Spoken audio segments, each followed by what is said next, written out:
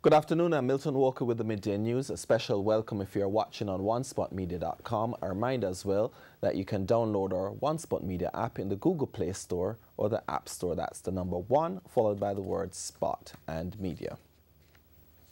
Members of the security forces in Montego Bay yesterday seized over 1.4 million Jamaican dollars and $8,400 in cash during an operation targeting persons involved in the illegal lottery scam and other illicit activities. One woman was arrested in connection with the seizure that took place at a house in Bottom Pen at approximately 11 o'clock. According to the JDF spokesman, Major Basil Jarrett, the JDF and police team was conducting search operations in a number of communities across Montego Bay. The team went to a house in Bottom Pen, St. James, and asked the sole occupant if she had anything to declare, to which she replied negative. The house was subsequently searched in her presence, and the cash was found hidden between pages of several books in a cupboard. The woman could not give a satisfactory account for the money or its origins, and as a result, the cash, 2 cell phones, and a tablet were seized. She was then taken to the Freeport police station for further questioning. As part of their attempts to reduce the level of criminality in St. James, the security forces are committed to take the profit out of crime. They're pleading with residents in the communities to provide information on crime and other illicit activities by calling 837-8888 or email takeback.stjames@jdf.mil.jm. A curfew has been imposed in sections of Central Village in St. Catherine. A statement from the police indicates that the curfew began at 6 p.m. on Tuesday and will remain in effect until 6 o'clock on Thursday. The boundaries of the curfew are north along the Nelson Mandela Highway from Andrews Lane in the east to the Dirt Road between Union Estate and Twickenham Park Housing Scheme, south along the northern bank of the Rio Cobre from the western boundary, east along the imaginary line from Nelson Mandela Highway along Andrews Lane, and continuing along west bank of the Rio Cobre to the intersection, west along the Dirt Road between Union Estate and Twickenham Park Housing Scheme, turning right onto Central Road and continuing to the northern bank of the Rio Cobre. 2 of the 3 persons were yesterday charged with possession of identity information and were remanded when they appeared in the St. Elizabeth Parish Court. The 3rd person, a female, had her bail extended. Orlando Smith of Manchester and Derek Townsend of St. Catherine were both remanded, while Rashina Banton of St. Elizabeth had her bail extended. The 3 were arrested during an anti-lottery operation conducted at a house at Morningside in St. Elizabeth on September 7. In court yesterday, the investigating officer said the report regarding extracts from the telephones which were seized was not ready. TVJ News understands that when checks were last made, a representative from the Cybercrimes Unit indicated that the report would be ready within 2 weeks, resulting from the information presented February 12 was set as the new date for the trio to return to court. Meanwhile, Omar Elliott, who is charged with the murder of his former female companion, 26-year-old Gillian Nathan of Hayes in Clarendon, last year had his bail condition varied when he appeared in the St. Elizabeth Parish Court yesterday. Omar Elliott, who is a businessman and a haulage contractor, had his bail condition varied to reporting to the Junction Police Station to 4 days weekly, down from daily. His cousin, Siddiqa Elliott, who was charged with conspiracy to murder, had his bail extended. Both men are scheduled to return to court on February 12. 26-year-old Gillian Nathan of Hayes in Clarendon and St. Elizabeth was shot and killed on Sunday, June 4, in the presence of her child and other members of her family by her ex-boyfriend at a house which she had only moved into 2 days earlier.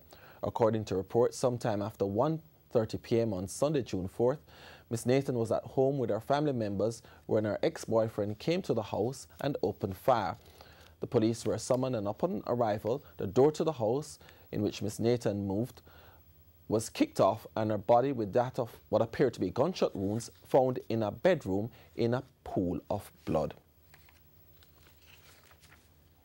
After months of delays and being at loggerheads with the government and the Jamaica Confederation of Trade Unions, JCTU, appear to be heading towards a public sector wage deal for the 2017-2019 contract period. This follows a meeting between the parties yesterday.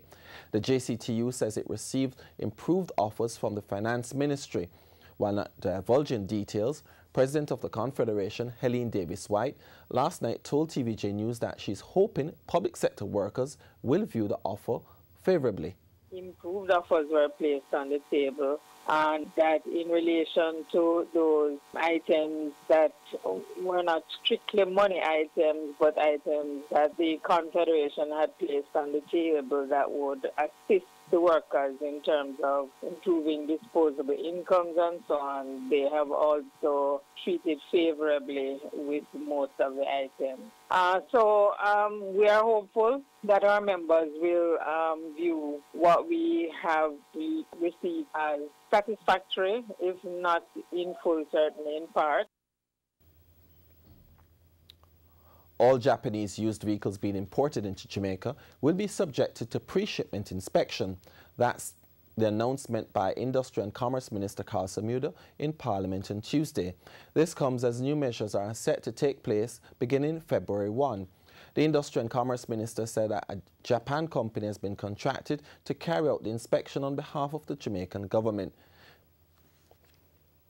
Mr. Samuda reiterated the measure has become necessary to protect consumers amid reports of odometer of used vehicles being tampered with to mask high mileage as well as other irregularities. He also made mention that the vehicles will be inspected to determine the authenticity of information supplied by importers such as vehicle history, conformity to age limit, roadworthiness, radioactive microbial contamination, and odometer readings.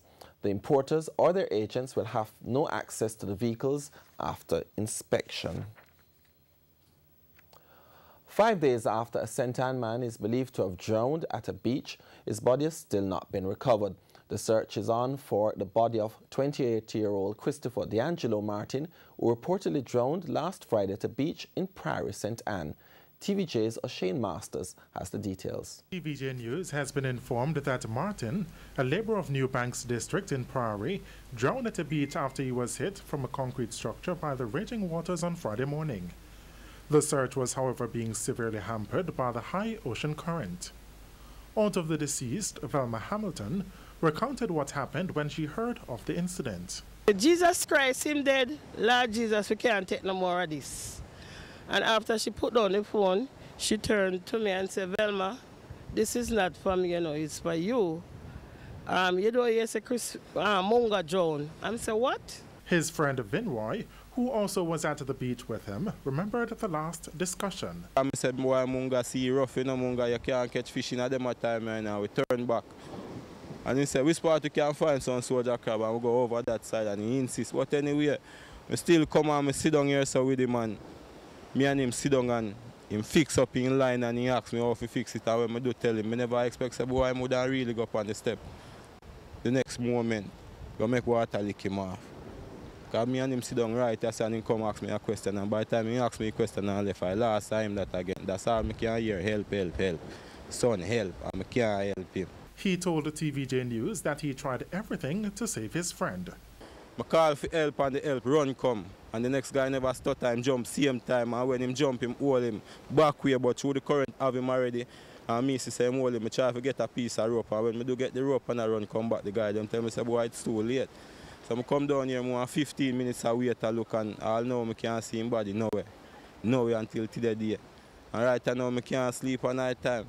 Each time I walk and look at him, that in my head. Each time I look, Chris that I call my name. And SSP Michael Smith provided an update to our news team. Extensive searches were carried out by the Marine Division of the Jamaica Constabulary Force, also the Coast Guard and local divers, but nothing, he was not seen, the body was not seen. Persons were also deployed on foot to search if the body was washed up on shore.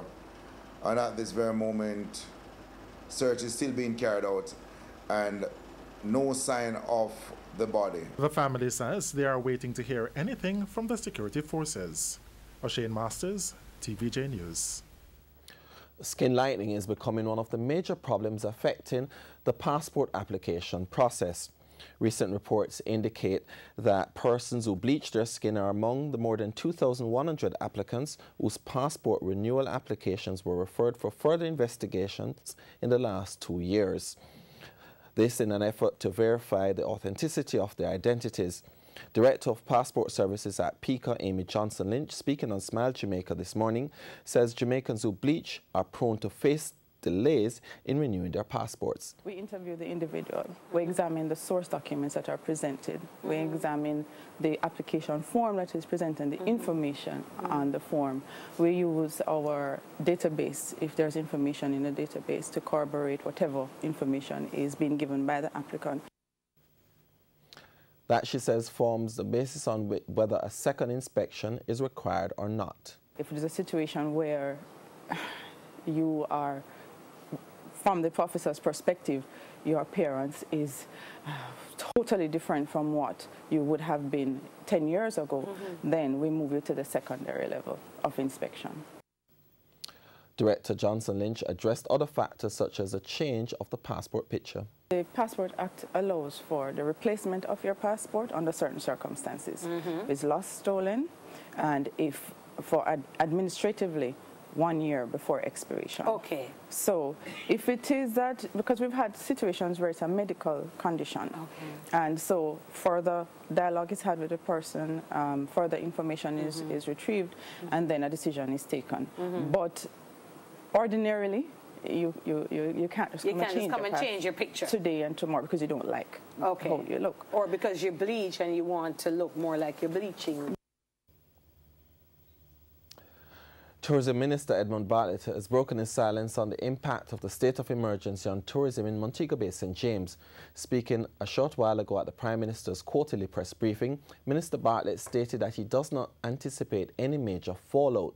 He adds that in the coming days he will be meeting with players from key markets, which include the United States and the United Kingdom.